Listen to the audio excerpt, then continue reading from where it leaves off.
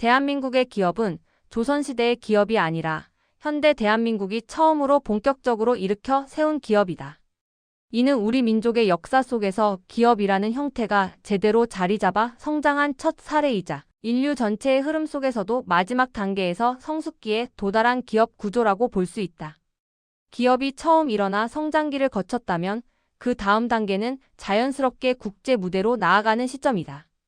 국제사회로 진출한다는 것은 단순한 확장이 아니라 기업이 한 사회 안에서의 성장 단계를 마치고 성숙 단계에 접어들었음을 의미한다. 국내에서 기업을 운영한다는 것은 국내 환경 속에서 경쟁하고 성장하는 과정이다. 그러나 대한민국 안에서 충분히 성장하고 구조가 정리되었다면 그 다음은 국제사회로 나아가 그 성과와 역할을 검증받아야 한다. 이러한 관점에서 보면 대한민국 기업들은 이미 성장기를 상당 부분 지나왔다. 성장 과정 속에서 경쟁을 거치며 각자의 위치가 정리되었고 그 결과 대기업, 중견기업, 중소기업이라는 구조가 형성되었다. 이 가운데 대기업은 대한민국 기업을 대표하는 위치에 서 있다. 대기업이 국제 무대에서 바르게 자리 잡아 성공적으로 활동하게 되면 그 흐름은 중견기업으로 이어지고 다시 중소기업으로 확산된다.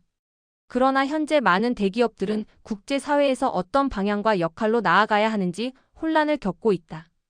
대기업은 특정 개인이나 집단의 소유물이 아니라 국민 전체가 오랜 시간 함께 키워온 국민기업이다.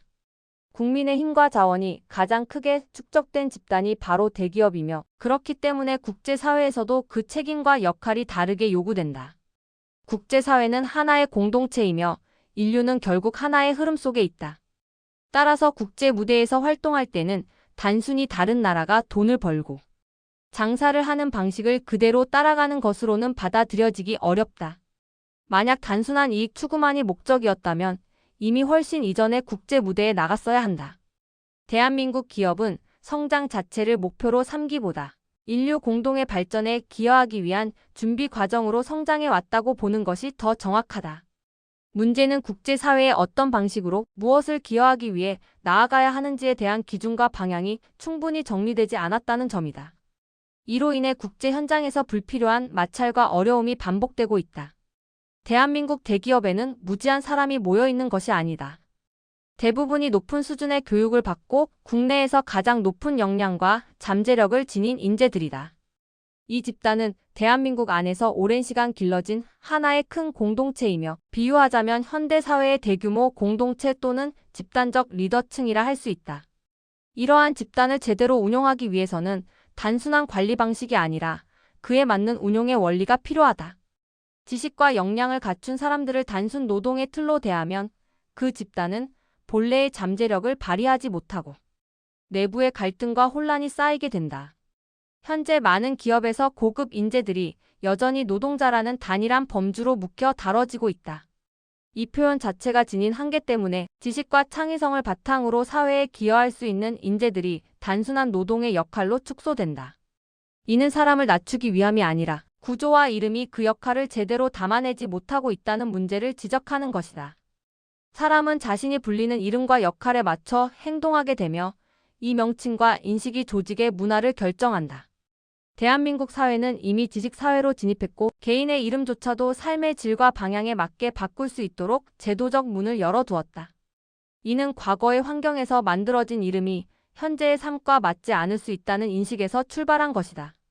이와 마찬가지로 기업 역시 성장 단계가 달라졌다면 그 안에서 일하는 사람들의 역할과 명칭, 그리고 관계의 구조도 함께 바뀌어야 한다. 기업은 단순한 고용 관계의 집합이 아니라 하나의 가족 공동체에 가깝다.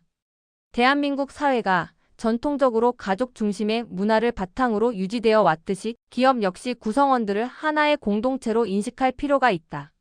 특히 지식과 역량을 갖춘 구성원들은 단순한 직원이 아니라 사회를 위해 연구하고 고민하는 존재로 바라보아야 한다. 이러한 관점에서 연구원이라는 개념은 특정 직무나 학위를 뜻하는 것이 아니라 각자의 자리에서 더 나은 방법과 방향을 끊임없이 고민하는 사람을 의미한다. 이러한 인식이 자리 잡을 때 조직은 단순히 임금을 중심으로 움직이는 구조가 아니라 스스로 회사를 지키고 성장시키려는 공동체로 전환된다. 조직과 회사를 위해 노력하는 사람은 자연스럽게 존중과 대우를 받게 되지만 관계가 오로지 노동의 대가를 둘러싼 요구와 보상에만 머물게 되면 갈등은 반복될 수밖에 없다. 이는 개인의 문제라기보다 구조와 인식의 문제에 가깝다. 세계가 변화하고 국제 질서가 재편되는 시점에서 대한민국은 이미 한 차례 큰 성장을 이뤄냈다. 이제 필요한 것은 그 성장을 어떻게 운용하고 어떤 역할로 세계와 만날 것인가에 대한 재정립이다.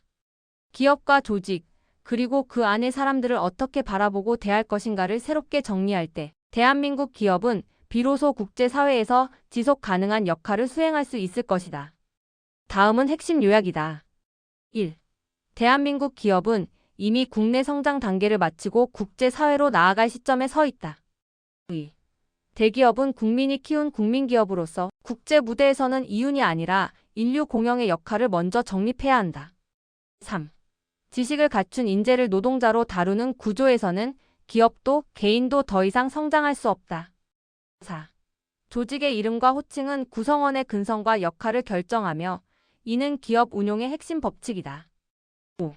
대한민국 기업이 세계로 나아가기 위해서는 노동자 체제가 아닌 연구원, 가족 체제로의 전환이 필요하다.